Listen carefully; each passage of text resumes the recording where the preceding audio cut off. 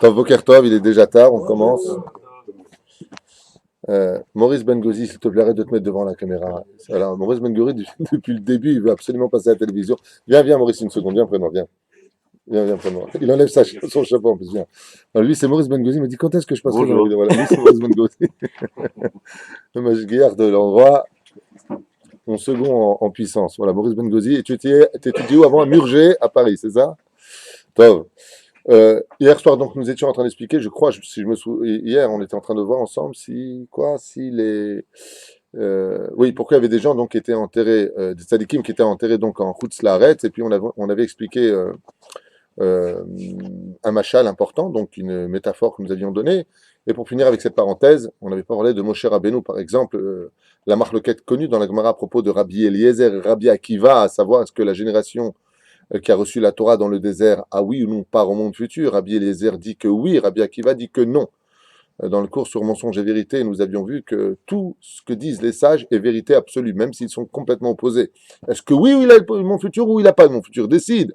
La réponse est que les deux sont d'accord pour dire qu'ils n'ont pas le monde futur et les deux sont d'accord pour dire qu'ils ont le monde futur. Alors quelle est donc la marloquette entre les deux? La réponse est très simple. S'il n'y avait pas eu Moshe Rabbeinu avec eux dans le désert, qui serait resté avec eux, ils n'auraient pas eu de monde futur. Mais maintenant qu'il y a Moshe qui est resté avec eux dans le désert, alors ils auront le monde futur. Voilà, c'était juste pour clore cette petite parenthèse. Bien, maintenant je prends donc Chesed le Avraham, de Rabbi Avraham Azoulay. Oui, où nous allons continuer le shiur sur le côté vivant de Fersalia, l'extraordinaire srout, extraordinaire mérite pour un juif de monter en Eretz Israël et non pas d'aller dans sa maison de vacances en Israël. Que Dieu nous protège de cette assimilation, d'avoir fait de nos appartements de Galout nos dirot et d'avoir fait de nos appartements de vacances en Israël nos Megourim, c'est-à-dire vivre guerre qui vient du mot étranger. Je suis un étranger en Israël, j'ai ma maison de campagne ou ma maison de vacances, contrairement à celui qui vit en Galout, Chas ve Shalom. Israël n'est pas un hôtel, Israël est une mitzvah de Shabbat Kodesh. On n'est pas touriste dans le Shabbat, on doit être constamment en train de courir après la mitzvah pour celui qui veut s'installer en Israël, et heureux celui qui aidera l'autre à s'y installer, comme on verra tout à l'heure. Bien. Alors voilà, je vais vous traduire brièvement ce qui est marqué ici, et l'expliquer en revenant sur des dimensions complètement inconnues du public. Les gens ne connaissent pas ce genre de livres, parce que ce sont des livres d'abord qui sont fondés sur le sod de l'étude, le secret de l'étude, et voyons ce que nous livrent les sages sur ce sujet-là. Sache, Ki nishmat Israël adarim bechutz laaretz molam de Saldalfon, que tout celui qui vit en dehors de la terre d'Eretz Israël ne possède qu'un niveau d'âme qui vient d'un monde où l'ange ministre de cet endroit, parce que c'est un nom d'ange, s'appelle Sandal, je dirai en deux mots, plus loin, Phon, pour ne pas le prononcer, car ce n'est pas un nom qu'on donne à l'humain.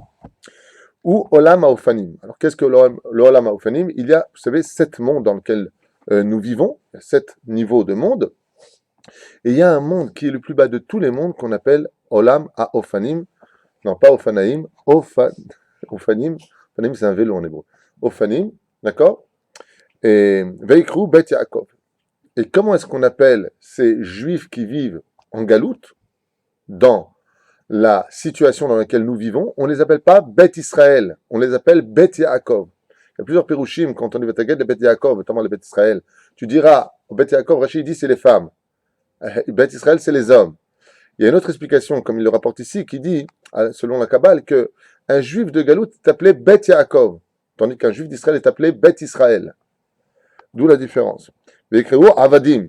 Et comment est-ce qu'on les appelle, ceux qui vivent en Galout? Les Avadim, les esclaves. D'accord? Surtout quand on vit à Paris, dans le Sanché, rue du Caire, rue d'Aboukir, on n'est pas sorti d'Égypte.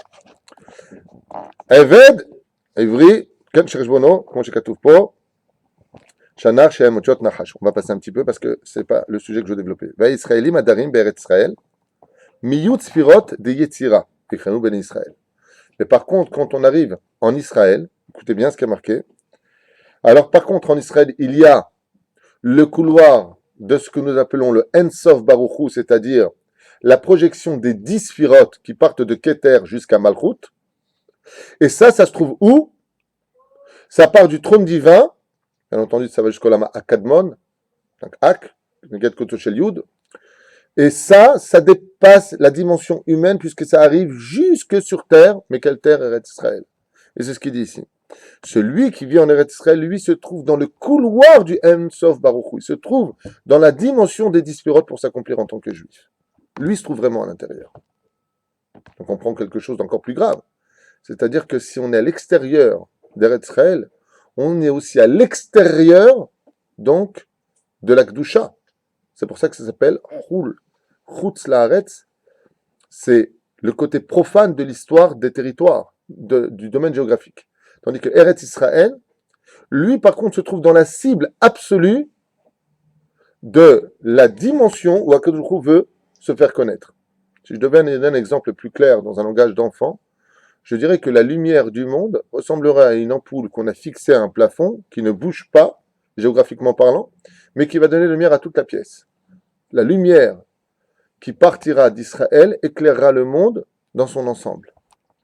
Ve'ekru banim. Donc non seulement on a appelé Béné Israël, mais on a aussi appelé slicha, banim, les fils d'Hachem, Benikraim, Bene El Chai, les enfants du Dieu vivant. Cette dimension-là est très très grave à expliquer. Ça veut dire que ce qui fait vivre Hachem, d'ailleurs on l'avait vu à propos du Kuzari, je vous avais expliqué que le Kuzari dit, mais pourquoi je n'ai pas voulu prendre les Juifs au début? Parce que pour moi c'est un peuple mort, un peuple tellement minable, tellement petit, tellement spolié, massacré, pogromé, la totale. Il n'y a pas besoin de... Qu'est-ce que c'est que ce peuple juif qu'on emmène facilement au four crématoire? Mais par contre, en Eretz Israël, on donne une vie à Dieu. Entre guillemets, Dieu n'a pas besoin de nous pour vivre. Mais le fait que nous soyons en Israël donne la dimension de nation, de peuple, donc un roi peut s'y installer. Vene Adam kshéu bechul, haïtalon nefesh me'olam ha'ofanim. Mais quand on est, et regardez bien le mot qu'emploie Rabbi Avraham Azoulay, pas David Twito, quand on est de Chutz Laaretz, on n'a qu'un niveau de nefesh. Ça, c'est le cas minimum. Il faut un minimum de nefesh pour avoir une âme. Oui. Haïtalon nefesh me'olam ha'ofanim, un des mondes les plus bas.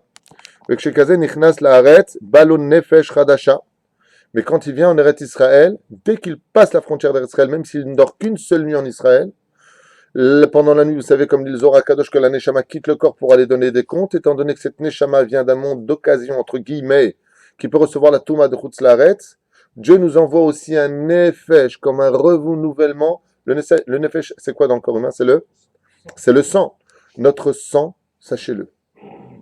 En Eretz Israël, c'est pas qu'il change, il est mitradesh. Je vous donne un exemple. Il se renouvelle. Tu as raison de le traduire. Je vous donne un exemple. Je pose la question à propos de certaines personnes qui n'ont pas réussi à avoir d'enfants, comme on a vu avec quelques exemples du Tanakh. Ils vivent en Chutz Laaretz. Il dit, mais après 10 ans, si une femme t'a pas donné d'enfant, on peut les garer chotin, on peut la renvoyer. La question dit, oui, mais comme Rachel et Menou allaient à Shalom, il dit, pourquoi il ne va pas la renvoyer, pourquoi il ne va pas agir en conséquence? Elle n'était pas en Eretz Israël. Par contre, attends de venir en Eretz Israël, comme le sang se renouvelle, pas simplement au niveau nishmati, mais au niveau aussi biologique, il y a un chidouche en Eretz Israël qui est capable de renouveler aussi bien ton sang que ta vie.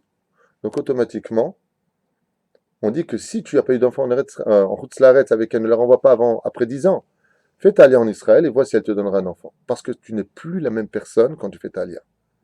Ce que tu étais là-bas, Eric, est devenu, je ne sais pas ce que je veux dire comme nom, Abraham, Mordechai, peu importe comment on va t'appeler ici, Yoshua.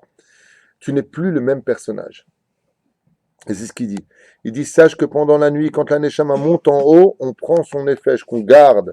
Dieu le met dans un marsan, dans un entrepôt, entre guillemets, appelez ça comme vous voulez. Et Dieu lui donne enfin sa Neshama d'identité absolue, sa Neshama, je ne vais pas dire de vrai juif, parce que les gens vont dire quoi alors que je ne suis pas un vrai juif? Si, tu es un vrai juif, mais tu n'as pas le potentiel nécessaire. Je vais vous donner un exemple concret. Nous devrions tous être des prophètes. Et pour être prophète, il faut être en Eretz Israël. Après, on va trouver le livre de Yonah veut te dire qu'il fuit Dieu. On ne peut pas fuir Dieu. Dieu remplit le ciel et la terre. Mais il fuit le contact avec Dieu. Le contact avec Dieu, c'est la prophétie. Et la prophétie ne s'adresse qu'aux Juifs en Eretz Israël. Et pour avoir cette prophétie, puisque nous sommes un peuple de prophètes, il faut donc être sur le domaine géographique où la lumière de la prophétie entre le Créateur du monde et ses enfants passe. Donc en dehors d'Eretz Israël, il n'y a pas de prophétie. Bien entendu, avec Moshe Rabbeinu, tout de suite, les gens vont dire à Moshe Rabbeinu, je sentais que ça allait venir. Oui, Ben, la réponse est simple, c'est que Moshe Rabbeinu, lui, par contre, d'abord et avant tout, d'abord, c'est pour emmener en Eretz Israël. C'est-à-dire que le roi HaKodesh est la marge un petit peu le côté marginal de la prophétie. Mais ce qu'il faut comprendre, c'est que la prophétie ne s'adresse que pour Eretz Israël, que en Eretz Israël. Que pour Eretz Israël, c'est-à-dire que si tu es en Chutz Laaretz, c'est que tu as une prophétie et que c'est pour Eretz Israël, alors Dieu il accepte. Dieu est prêt à se salir les mains, entre guillemets, si c'est pour monter en Eretz Israël. Quelque chose d'incroyable. Sur ce, Et pour les grands rabbins, comme le rabbi Lubavitch, ils ne peuvent pas être prophètes, en aucun non, cas. ils sont pas prophètes. Mais ils ont le roi HaKodesh.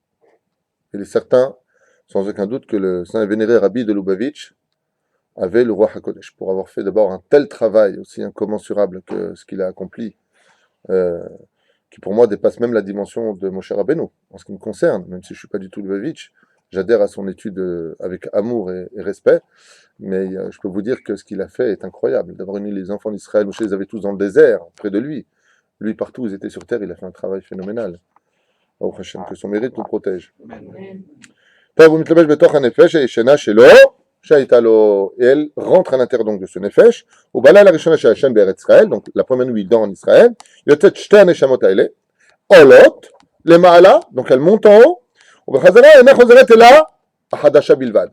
Et seule la nouvelle neshama, parce qu'il a fait ça aller en Israël, redescend à l'intérieur. Et voilà, dans ce cas-là, vous avez compris maintenant pourquoi Yaakov Avinu à la Vachalom a dû dormir, faire un rêve avec l'échelle et les anges qui montent dessus et qui descendent. Il y a beaucoup d'explications à ça, les nations du monde, la galoute, et ainsi de suite. Mais une des explications qui concerne le sujet que nous développons maintenant est d'expliquer que le Nefesh de Yaakov Avinu, le Nefesh de Juif d'Eret Israël, a dû quitter son corps, c'est ses âmes qui partaient du bas, Olim ve Yordim. Oui, pourquoi Yordim ve Olim? Les anges sont. Non, on vient d'enseigner dans le Pshat qu'en réalité, à travers le Sod, le Nefesh de Yaakov est monté. Et qu'est-ce qui est descendu? Le Nefesh de Yaakov qui peut supporter la galoute. Parce que pour un juif, supporter la galoute, il faut vraiment une âme spéciale. Il faut être spécial pour supporter la galoute. Même si la galoute a ses charmes. Comme je l'ai souvent dit et expliqué, je reviendrai tout le temps sur cette notion-là. Hier, on m'a posé la question, hier soir, on m'a posé la question, on m'a dit, mais je comprends pas. Quand on est dans la Torah, tout est difficile. C'est une parenthèse importante que je voudrais vous expliquer. C'est la réponse que j'ai donnée à une personne hier. Mais je comprends pas. Il y a des gens qui étaient dans la Torah. Ils avaient pour une femme, elle avait le kissou, la jupe, tsnoa et tout ça. Et aujourd'hui, tu les vois en pantalon, en short, les cheveux au vent. Alors j'expliquais que c'est dommage que ces gens agissent ainsi. Parce que si tu décides de tomber de ton rôle de juive ou de juif, c'est quelque chose de grave. Ah ben, il y a du Yetzerara, qu'est-ce qu'on peut faire? La tristesse, qui étant le pire ennemi de la Torah, si elle envahit ton cœur, alors automatiquement tu vas tomber et passer ton temps à sourire, essayer de plaire pour avoir l'impression d'exister. Voilà, maintenant je me sens mieux. Et cette personne m'a dit, oui, mais quand même, depuis que par exemple, cette personne connaît une personne qui est tombée, alors elle me disait hier, c'est une femme qui me posait la question, elle me dit, Rav Toutou, je comprends pas un truc. Quand cette personne était dans la Torah, tout était rasra, la parnassa, la vie à la maison. Et de l'autre côté, depuis qu'aujourd'hui elle se promène carrément en short ici ou ailleurs, complètement dénudée, elle embrasse les mecs, comment ça va? Ouais, je me sens mieux. Ben, ça va mieux dans la parnassa, elle vient de trouver ce qui permet maintenant un mari. Comme ça m'expliquait la personne. Alors je lui ai dit, dis-moi, je peux te poser une question? Elle m'a dit, ouais, ça va être la réponse. Je lui ai dit oui. Quand tu vas prendre un prêt à la banque, tu vas acheter une maison, on est bien d'accord. Ils vont te faire un prêt. Ça va jusque-là? Très bien. Ce prêt, il faut que tu le rembourses. Je dis absolument. Je suis très bien. Et si tu ne rembourses pas ce prêt, mais comme tu as pris beaucoup d'argent, tu commences, au lieu de rembourser ton prêt, tu commences à dépenser de l'argent en allant dans les canyonimes et les fêtes et les voyages, et droite et dans le domaine juridique vis-à-vis de la banque. Qu'est-ce qui se passe? Bien, la banque va hypothéquer la maison. Et puis si la personne n'arrive pas à rembourser, bien automatiquement, elle lui prend la maison. Alors, la dame hier me dit, mais quel rapport? Je vous expliquer, vous allez tout de suite comprendre. Tu es venu dans ce monde pour acheter du srout. Dieu t'a prêté une neshama. Si Bezrat Hashem, tu rembourses tes dettes par l'accomplissement de Torah ou Mitzvot ou Maasim Tovim, qui est la raison, comme le dit Rabbi Tarfon, qui est l'écart notzarta, la raison essentielle pour laquelle tu as été créé, alors tu gardes ta maison. Tout Israël à part au monde futur. Je parle de la maison du monde futur. C'est pour cela que je lui ai expliqué que quand tu vois des gens qui étaient dans la Torah et qui ont quitté le domaine de la Torah, qui ont laissé tomber la kashrut, la tsniout, tous ces points tellement importants qui ne sont que le couronnement de l'étoffe d'Israël, eh bien, tu es en train tout simplement au lieu d'envoyer ton argent à la banque pour rembourser ta maison et de garder ton monde futur, tu es en train de prendre ton mérite du monde futur dans ce que tu as acquis. C'est pour ça que tu vois des gens, quand ils font tchouva, les choses sont un peu compliquées, ben c'est normal, ils payent leurs dettes, tandis que les autres, malheureusement, sont en train parce que la banque ne les a pas encore appelés, alors ils croient que la banque n'existe plus. Dieu existe, et Baruch Hashem, il attend patiemment que chacun de nous remboursions le pourquoi et la raison pour laquelle il nous a choisi en tant que peuple. Ce n'est pas gratuit. Donc je referme cette parenthèse et je reviens à ce que nous disions de cette Neshama Yaakov Avinu Alav Hashem, qui est monté, qui a changé de Neshama et qui a pris une autre Neshama pour aller en Galout. בחזרה אינה חוזרת אל החדשה, ולזה אינה ראויה לעונשים, כי לא חטאה. Et c'est pour cela que cette Neshama maintenant, de celui qui a fait sa alia, n'est plus endettée des fautes qu'elle a commises au préalable, donc des fautes, on parle des fautes béchogeg, des fautes faites par inadvertance, elle n'est plus responsable de ces fautes-là, et pourquoi on ne peut plus l'accuser? Pour la simple et bonne raison, c'est que la Neshama qui rentre dans le corps d'un juif en Eretz Israël, étant donné qu'elle est toute neuve, on ne peut plus l'accuser, car la Neshama qu'il avait de Galout, elle est mise dans un placard en haut, quelque part, chez Sandalphon. Et là, c'est un brou chazal, chez Mohanim lo al kol avonotab, et c'est pour cela que celui qui fait salia en Eretz Israël, comme l'enseigne aussi Rabbi Yochanan, on lui pardonne toutes ses fautes. Veda, et sache. Alors maintenant, ce que je vais dire, par contre, ça va retourner la tête de bien des gens qui vont enfin, j'imagine déjà les réactions. Ah, impossible, ainsi de suite. Regardez ce qui a marqué. Ce qu'il y a de bien ici, c'est qu'on enseigne, Baruch Hashem, non seulement toutes les tendances, mais qu'on n'a pas peur d'étudier ce que nous enseignent les sages, oui, pas les singes, les sages, les Lefel Dalim, avec conviction que tout est livré Elohim Chaim. Et regardez ce que je vais vous dire. Veda, et sache que, chez Kol Adar, je le lis en hébreu exprès pour ceux qui croiraient un instant que je traduis à ma façon les choses. Je tiens à le lire en hébreu pour faire comprendre que ce que je lis est marqué ici, dans ce livre-là, de Rabbi Avraham Azoulay, le grand-père du Chida Akadosh, un des plus grands maîtres, je crois qu'il a vécu à peu près 300 ans, en Eretz Israël. Il a écrit son livre d'ailleurs quand il a vécu 17 ans à Haza. Donc quoi que, vous voyez, il y a déjà 300 ans, on était déjà à Hazan. Chez Kol Adar Beret Israël, Nikra Tzadik. Tout celui qui vit en Eretz Israël, écrit le Rav, est appelé Tzadik. Quand tu vois un Israélien, comment tu l'appelles? Manyanim Tzadik. Vous comprenez déjà que pour la mentalité française d'appeler les Israéliens des sauvages ou des je ne sais pas quoi, ils contredisent déjà la parole des sages. Tout celui qui vit en Israël est appelé Tzadik. Tu as déjà envie de dire quoi? Maïm Shabbat, Kashrut, Yom Tov, Yom Kippour. On peut le dire à sa femme. On peut le dire à sa femme, on peut le dire à la terre entière. Il serait temps que Béhémet, on comprenne le vrai sens de la Torah. Tout celui qui vit en Eretz Israël est appelé Tzadik. Et donc, bien entendu, toi, tu fais allusion au chilonim de celui qui s'habille en fifi dehors pour régler la Gahava et ainsi de suite. On va y répondre, ne t'inquiète pas, car dans toute vérité, il y a aussi des réponses pour tout ce qui semble trouble et ambigu à notre esprit. Gam, regarde comment lui, il t'a déjà devancé. Écoutez bien les mots. Gam, chez Enam Tzadikim Kefi Anire. Car même si, selon ce que toi tu vois de tes propres yeux, qu'il n'a rien d'un tzaddik sur terre, rien d'un tzaddik. Kefi Anire, comme il te semblerait le comprendre avec tes yeux, Sheimlo, car sinon, s'il n'était pas tzaddik, lo haya tzaddik, hayam meki oto haaretz. Sache que la terre d'Eretz Israël l'aurait tôt ou tard vomi. Dégage. Je veux pas que tu restes ici.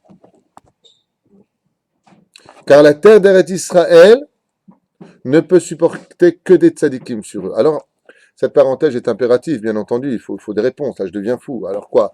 Ça veut dire quoi? Que le mec, il fait sa alias, ça y est, c'est un tzadik gamour. Je suis israélien, je suis tzadik gamour. Non, t'es pas gamour, t'es tzadik. C'est pour ça que j'ai toujours du mal avec cette notion de chiloni en Israël. Pourquoi? Parce que même s'il y a, au niveau idéologique, si on devait pratiquer le domaine de la religion, entre guillemets, le domaine de la Torah, ça fait plus de 20 ans que je fais chez Shiurim là, hein, parlant d'Eretz Israël. Moi qui ai quand même fait 5 ans d'école Rav Kook, et même si j'adhère à toutes, bien entendu, et si aujourd'hui je fais bien Haredi, c'est parce que c'est pour moi le vrai chemin. Oui. Mais la vérité se trouve chez tout le monde. Et Baruch Hashem, le fait de réunir cette Torah et de l'unifier fait Baruch Hashem une Torah de vie, d'où l'expression de ce site. Vous savez, le Rav Kook avait donné un très très bel exemple sur ce sujet. Dans Masechet Psachim, on nous parle là-bas du Kodesh HaKodashim. Et on nous explique, à propos de cela, que dans le Kodesh HaKodashim, seul le Kohen Gadol pouvait rentrer, comme vous le savez tous, donc qu'un seul jour qui était le jour de Kippour. On est tous d'accord. Eh bien, c'est pas tout à fait juste. Il y a des gens qui pouvaient y rentrer quand ils voulaient. La maintenance. Exactement. Tu te rappelles de ce cours qu'on avait fait il y a combien de temps? Il y a 4 ans de ça. Au moins. Au moins 4 ans, on a fait le cours justement sur le Chiloni qui rentrait en Eretz Israël, qui avait construit le pays entre guillemets. Et le Rav Kook explique, même si encore une fois j'insiste énormément, contrairement à ce que pensent certaines personnes, seule la Torah, les mitzvot et le Shabbat nous donnera la Géoula, mais en Eretz Israël. Comme c'est marqué dans Masechet Shabbat à la page 118, Amoud Bet. Le lait Israël Shomrim Shte Shabbatot Miyad Niga'alim. Si on faisait tous 2 Shabbats, Amar Rabbi Shimon Bar Yochai, croyez-moi, il sait de quoi il parle, on sera tout de suite sauvés. Il n'y aura pas besoin de mois de Nissan, il n'y aura pas besoin de conditions. Tous seront sauvés. Et si vous me parlez de Tzelophrad, justement, dans le Sefer Imrechen, il dit que Tzelophrad, s'il a agi le Shem Shamaim, pour montrer la valeur du Shabbat en se sacrifiant, en mourant devant les enfants d'Israël, pourquoi dans ce cas-là il était Chayav Mitamina Shamaim? Parce que s'il n'avait pas donné cet exemple-là, tout le monde aurait eu la Géoula parce qu'il n'aurait pas fauté. Comme ça s'expliquent les sages. Donc même Tzelophrad, quand on était tous dans le désert, alors qu'il était tzaddik, il a fait une chose des Shem Shamaim, eh bien les sages nous disent que cette mitzvah a été faite sur le dos d'une Avera et ça lui a enlevé la vie. Bon, on ferme cette parenthèse.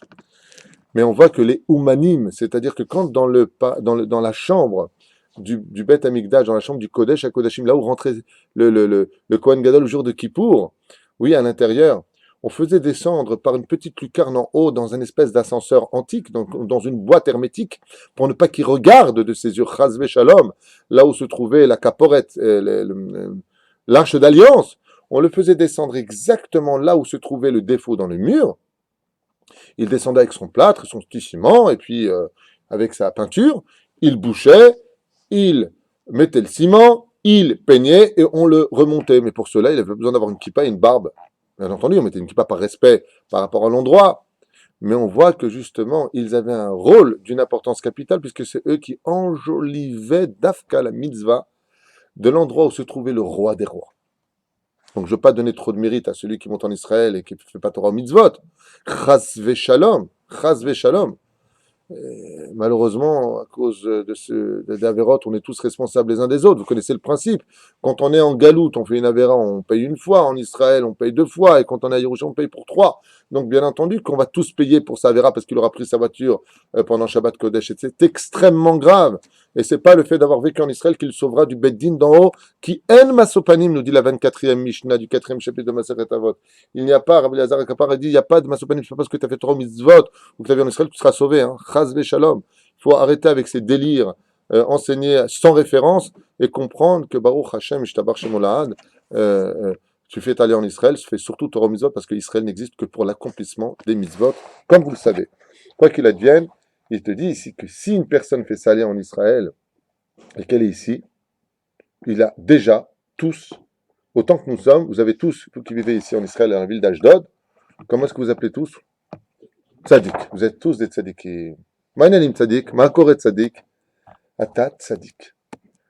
Même si on sait que le fondement même de la tzidkout, du vrai tzadik, c'est celui qui est shomer brit mila, le sefa tzadik, Sfirat HaYesod. Eh bien, il faut savoir que Eretz Israël, tout s'est relié à la Malchut et au Yesod, passant par Tiferet jusqu'à Keter. De la même façon, B'Siyata Dishmaya, quand on monte en Eretz Israël, on est tzaddik. Et si ce n'est pas le cas, tonton à Los Angeles, il va t'appeler, j'ai un boulot pour toi, $15,000 par mois, t'inquiète pas. La terre d'Eretz Israël a sa façon de te dire, va-t'en. Des fois, il y a d'autres comptes. Hein, qu'une personne qui soit partie d'Israël pour des problèmes de parnassa ne croit pas que la terre les vomit. Des fois, on repart parce qu'on n'a pas fini un tikkun et après on revient. Il n'y a pas d'ogmat nefesh, il n'y a pas de mal dans le cœur. Mais la généralité appartient à cela. Donc, même si tu es parti d'Eretz Israël, ouais, te décourage pas, reviens en Eretz Israël. Si ça n'a pas marché la première fois, ça marchera la deuxième fois. Regardez Dieu, le roi des rois. Il a créé un monde, ça n'a pas marché. Il a envoyé le déluge. Il ne s'est pas découragé, hein. Il a recommencé. Voyez Rabbi Akiva, 24 000 élèves. Ça n'a pas marché, hein. Ils sont tous morts. Il ne s'est pas découragé, Vayadrim, parti dans le sud, il a reformé 5 élèves. Il ne faut pas te décourager, tu n'as pas réussi une fois, reviens. 2 fois, reviens. Shiva parmi mi Paul Tzadik, Vayakoum. Même si tu tombes 7 fois, si tu repars, bats-toi pour ce bonheur. C'est que la terre d'Eretz Israël veut vivre la dimension dans laquelle tu dois absolument appartenir. Et pour appartenir à Israël, il faut se battre. Alors si ça n'a pas marché, reviens, t'inquiète pas. Plus tard, tu trouveras ta place. Mais si tu vois que la terre d'Eretz Israël ne l'a pas vomi, alors il est appelé tzaddik. Je rappelle qu'un des chiffres que j'avais retenu du Rav David Menaché, plus de 1 200 000 juifs ont quitté le pays en 20 ans. Israéliens ont quitté pour New York, destination Canada, et bien entendu, sans oublier Manhattan, New York. Non. Paris, il y en a eu. Mais il y a beaucoup de gens, malheureusement, qui ont quitté aussi le territoire d'Israël. Mais en tout cas, quoi qu'il advienne, tant qu'ils restent ici, chaque juif vivant sur ce territoire, le pays d'Eretz Israël, Arba Meot Parsa, Arba Meot Parsa, dans Chesed Lavram, on l'appelle un tzaddik. Kol HaKavod. Kadar Beretz Israël, Olech, Veolech Ladour Bemitzraim, Hota Avera Igoremet, Shesar Shel Ra'av, Shimshol Alav. Car tout celui qui donne, par exemple, ici, à propos de la galoute, et quitte Israël pour aller en Égypte, alors le ministre, comme j'avais expliqué dans le shiur d'hier, du pays dans lequel il va s'installer maintenant, viendra le gouverner. Vechol Mishemekabel Alav, la Dour Beretz Israël, tout celui qui aura le srout de vivre en Eretz Israël. Il dit bien la Dour. Rappelez ce qu'on avait dit. La gour en hébreu veut dire habiter. La Dour veut dire habiter. Alors décide. Pourquoi la gour? La gour, c'est habiter momentanément. Qui guerre Haïti Beretz Nochria. Car j'étais un étranger, disait Manitou dans son explication à l'époque, à la Vachalom, je suis un étranger sur une terre étrangère. Tandis que la Dour dira, c'est une gviout, c'est une se fixer à un endroit où vivre. Be'Israël kol yamav velo laredet la Dour b'Mitzrayim chashuv alav keilu nizar kol yamav shemlicho v'yichudo shel makom. Lui, on peut dire que toute sa vie durant, s'il a fait sa alliance en Israël et qu'il décidera de ne pas redescendre en Égypte ou tout autre pays, ceci étant dit, eh bien lui, on peut dire qu'il a réuni la couronne sur le roi des rois. Lui, on peut dire qu'il a accompagné Hachem. Lui, on peut dire que Béhémet, il est venu dans ce monde pour servir son Créateur. Veda, il n'a pas fini. Et sache que Eret Israël ena mechaperet ba'averot anaesot ba ela ashgagot bilvad. Et il te dit, oh, calme-toi. Eret Israël, ça fait la kapara. On l'a vu hier dans Ktubot. Mais ici, il explique Davka la kavana de Ktubot. Et il te dit que pour les fautes qui ont été faites par inadvertance. Mais si tu viens dans le pays d'Eret Israël, et que tu viens pour lutter contre Dieu et fermer les Talmudei Torah, pour empêcher les Juifs de faire Shabbat, ça va, vous les religieux, fais attention. Fais attention, ta punition sera triplée. Fais très attention. Si tu n'aimes pas la Torah parce qu'on ne te l'a pas enseignée, si tu es hostile à la Torah parce que tu as vécu des épreuves difficiles, on n'est pas là pour juger, mais tais-toi. Et laisse ceux qui ont le srout, comme le dit le Maral de Prague, comme l'enseigne Baruch Hashem ici, le Rav Dessler, comme l'enseigne dans Sanhedrin. Les références sont tellement nombreuses qu'on ne va pas perdre de temps. De façon générale, la dernière épreuve en Israël sera la Emouna. Et heureux, disent les sages, celui qui tiendra cette époque. Dans Masechet Sota, pareil, à la page 49, Amoud Bet. Heureux celui qui tiendra cette génération où la chutzpah yizgeh, tout sera cher, tout sera complètement à l'envers, le mensonge sera appelé vérité, vérité, mensonge, et ainsi de suite. Regardez ce qu'il y a marqué là-bas. C'est terrible. C'est aussi marqué dans Sanhedrin, la même chose. Pour vous enseigner quoi? Qu'il faut avoir absolument la Emouna. Moi, j'ai toujours dit que pour conquérir Eretz Israël, il faut 3 conditions. Tu les as pas, il faut que tu les aies. Ça va être très dur. La première condition, quand tu fais ta alliance en Eretz Israël, vient avec beaucoup d'humilité. Oublie ce que tu étais, remplis-toi de vide, donc dégage-toi de toute chose, oublie ce que tu étais, moi et moi et moi, Viens comme un bébé, c'est la première condition. Deuxième condition, attends-toi à beaucoup souffrir pour ne pas souffrir. Parce que quand tu fais ta alia au niveau psychologique, ouais, là-bas ça va être génial. Si tu mets la barre très haut, comme Israël ne s'acquiert que par l'effort, tu vas être vite déçu à la premier petit bobo. Donc sache que quand tu montes en Eretz Israël, monte avec l'envie de te battre, sans condition que, oh, de toute façon, si ça va pas, je retourne. Arrête avec ça. Viens pas. Tu rends service à personne qu'à toi-même si tu fais ta alia. Même si on sait que faire sa alia est tellement important en Israël que même pendant Shabbat Kodesh, on a le droit de dire Amir Alegoy, on va signer pour ne pas qu'un arabe ou un étranger vienne signer la maison, car on n'a pas le droit de vendre de maison al pi halacha, un non-juif en Eretz Israël. Un impur ne peut pas toucher du pur. Combien on doit faire attention à tous ces détails de notre Sainte Torah. Mais celui qui fait d'Averot en Eretz Israël, et dit aussi le Rav, lui, il aura affaire à de grandes souffrances. Donc quand tu fais ta en Eretz Israël, bravo, t'es un tzaddik, mais n'oublie pas une chose, ce titre que Dieu, cette médaille que Dieu te dépose, oui, sur toi, sois-en fier et ne trahis pas ton Créateur.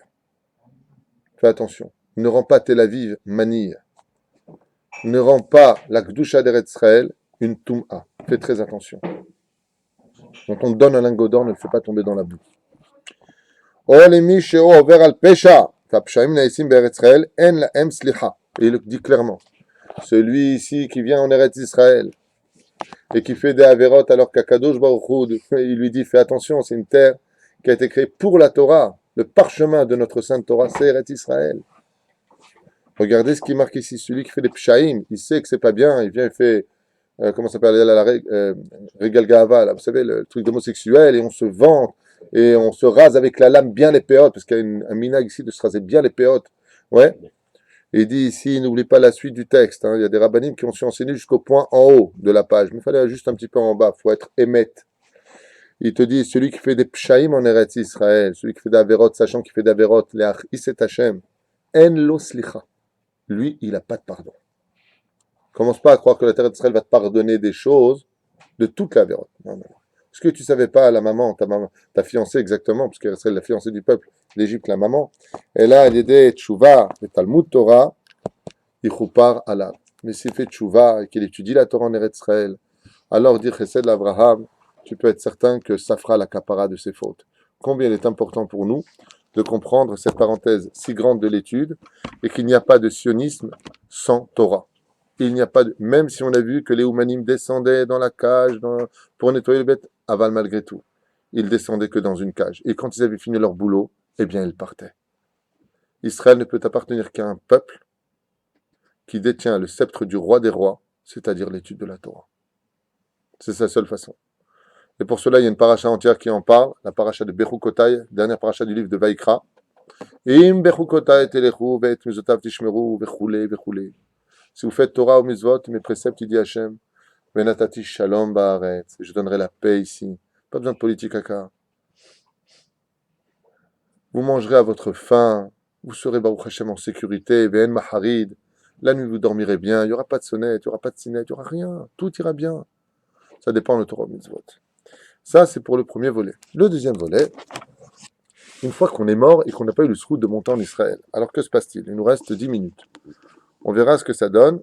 Je m'en réfère aux Zohar Kadosh pour cela, mais je le prendrai ici parce que c'est fait en condensé et c'est beaucoup mieux. Donc, voilà. Non, c'est pas là. Je vous sais. C'est marqué ici. Très bien. Nous sommes dans Me'am Loez, d'accord, Parashat Vayechi, Bereshit Bet, puisqu'il y a 2 tomes. Donc je vous le lis.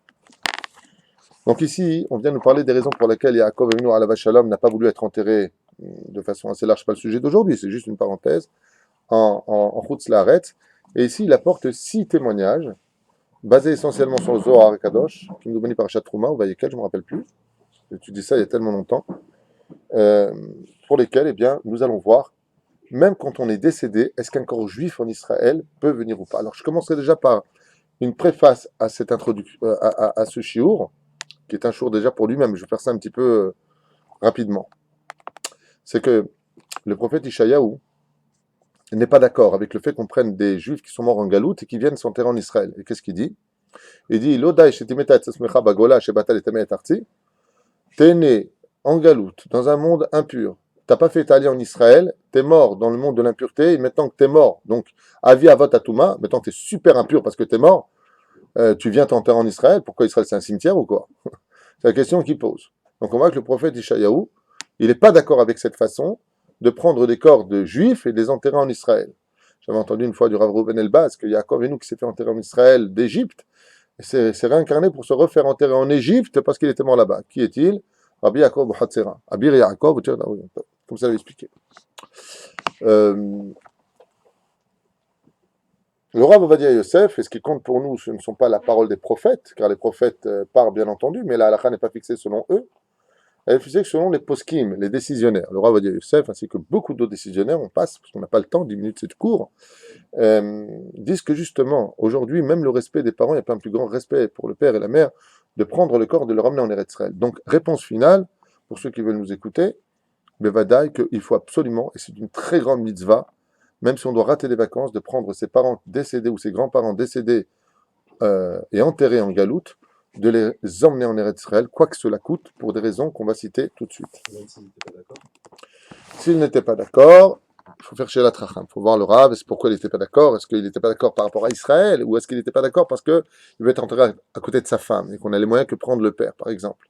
Donc ça, chaque cas doit être analysé, et la réponse ne peut pas répondre à une généralité. On ne peut pas répondre à une généralité. Si maintenant, lui, ne se sentait pas attaché en Israël, Minaki Midan, tu veux pas Israël, Mshiraz, on va te faire cuire un œuf, mon pote. Ok?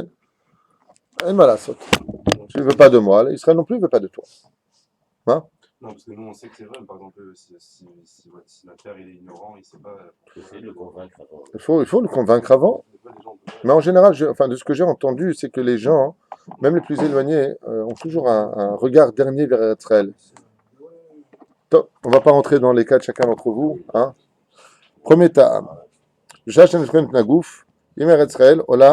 Alors déjà et avant tout, vous savez que la seule et unique entrée pour Eretz Israël, la seule et unique entrée que nous ayons pour Eretz Israël, c'est Marat HaMarpela, c'est-à-dire la Neshama. Je vais mal exprimer. Le couloir qui mène de ce monde dans le monde de l'au-delà, c'est-à-dire dans le monde futur, le monde du Hémet, passe par un endroit géographique précis qui est à Hebron, qu'on appelle Marat HaMarpela, le tombeau des Havot, là où il y a Avram, Yitzhak, Yaakov. Là-bas est le couloir, la porte de la 4e dimension. C'est là-bas. Ce qui fait que quand tu meurs en Eretz Israël et que surtout que tu as le mérite d'être enterré en Eretz Israël, ta Neshama, elle est déjà, en fin de compte, devant la porte qui te mène vers le monde d'en haut. Quelle différence y a-t-il entre ici et Chutz Laaretz? Et voilà ce qu'il nous livre ici. Ici, donc, tu es enterré en dessous du Beth Amikdash. Ici, tu es enterré Tachat Kisei HaKavod. Et ta Neshama, donc, peut très facilement, si elle doit redescendre sur terre pour des comptes, retourner, vous savez qu'elle doit retourner dans le Kever tous les vendredis. Tous les vendredis, elle retourne dans le Kever, tous les 15 du mois. Oui, tous les Erev Rosh Chodesh, elle retourne dans le Kever. Donc, elle doit y retourner dans ce Kever. Donc, comme elle doit y retourner, elle a intérêt à être proche de cela. Parce que ici, c'est Yachar El, on l'avait dit hier. Par contre, s'il est enterré, par exemple, à Pantin, à Paris, à Marseille, à Hong Kong, à Lyon, pas Hong Kong, Lyon, je ne sais pas pourquoi j'ai dit ça, non mais à New York, eh bien, tout comme le ferait un avion d'El-Al à traverser chaque pays, vous savez qu'un avion, quand il voyage au-dessus de chaque pays, il paye au pays sur lequel il survole le pays, il paye des taxes. Et bien voilà ce qu'il nous dit ici. כי הנשמה יוצאת מן הגוף, יש לה טרחה מרובה ללך באורחות הכלכלות עד שמגיעה לרקיעים.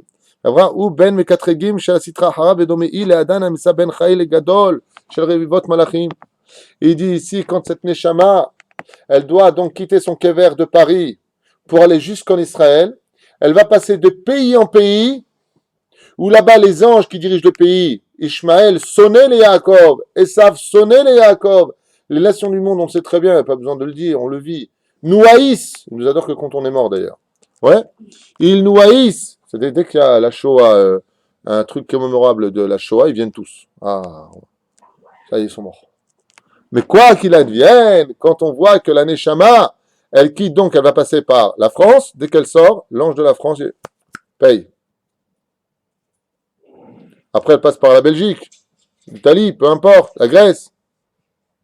Surtout la Grèce en ce moment. Donne. Ouais. Et ainsi de suite. On la vide de ses mitzvot. On lui prend. Et pire que cela, il dit ici, comme les anges d'en haut se battent, Ose Shalom Bimrumav. Il dit, écoutez bien ce qu'il y a marqué ici au nom du Zohar.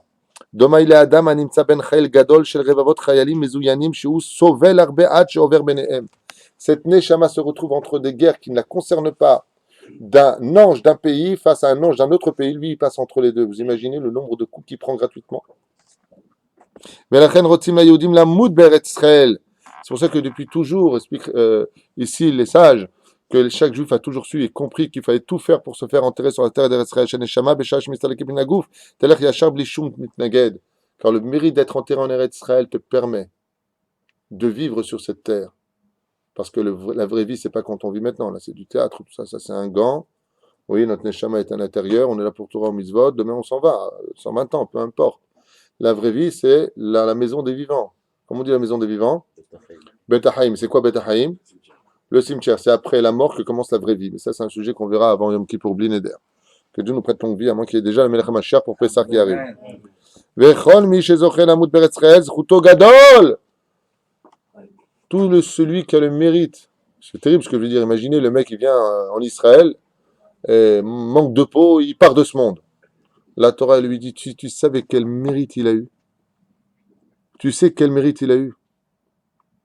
Je vous donne un machal. C'est comme quelqu'un qui vient voir son père, le roi des rois, Dieu, et malheureusement il rend son âme devant lui. Qui va le lever pour le déposer dans sa dernière demeure? En Israël, c'est le roi des rois. C'est Akadosh Baruch Hu qui prend ce corps. En Galoute, c'est pas Dieu. Vous allez voir de quoi est-ce que je parle. La référence est le Zohar. Et ce que je vais dire, c'est encore un chidouche atzum. Regardez ce que nous livrent les sages. Sheelu ametim bechutz laaretz. C'est le mort, c'est lui qui rend son âme en dehors de la terre d'Eretz Israël, meurt par un ange terrible du nom de Samer Mem. Samer Mem. Je le dis une seule fois pour que vous compreniez, on parle de Samaël. C'est l'ange du mal qu'on appelle le Malach Amashrit, celui qui déchiquette. Sheu Malach Amavet, c'est l'ange de la mort lui-même qui prend. Donc imaginez le mec qui est en train de mourir en galoute, il voit comme ça un espèce de truc avec 613 yeux qui est pas gentil et pas sympathique et qui a une tronche de Tchabéav. Ouais, c'est pas évident pour lui. Déjà qu'il a les boules parce qu'il meurt et en plus de ça, il est mort de peur. Par contre, un iftar Beret Israël, celui qui vient se faire, donc qui a le mérite de mourir en Eretz Israël, qui rend son âme en Eretz Israël, vous savez qui vient le prendre? Le Zohar HaKadosh nous dit Aliédé Malach Gavriel, car Gavriel est aussi un ange qui vient prendre les âmes, comme on l'a vu à propos de Chizkiyahu HaMelech alav shalom, quand Sancheriv est venu pour conquérir Yerushalayim. L'ange Gabriel est venu prendre les âmes de ces millions de soldats qui s'étaient réunis autour de Yerushalayim. Et on voit qu'il a le tafki de prendre aussi les âmes. Et l'ange Gabriel, Sheu Malach Rahamim. Car l'ange Gabriel est un ange de miséricorde. Ce qui fait qu'un juif qui rend son âme en Eretz Israël, quand il voit l'ange de la mort venir, il ne voit pas Babaou. Il voit un ange qui lui sourit et qui lui dit maintenant, sors de ton corps, viens. Viens, je vais t'accompagner, ne t'inquiète pas. Vous vous rendez compte de ce que je vous dis? Vous vous rendez compte de la différence entre Israël et Chutz Laaretz, le monde des vivants et le monde des vivants? Car dans tous les camps d'Israël, de son vivant on est vivant et de sa mort on est sa mort. Je ne veux pas tout gâcher parce que je ne peux pas baser ça en 10 minutes. On s'arrête là et demain on continuera sur enterré en Israël. Pas demain, mais Yom Rishon, parce que demain c'est la paracha de la semaine, Bezrat Hashem, paracha de Kitissa, et Ben Israël. Shiur à ne pas manquer, Bezrat Hashem. Kol Tuv, Veleikra.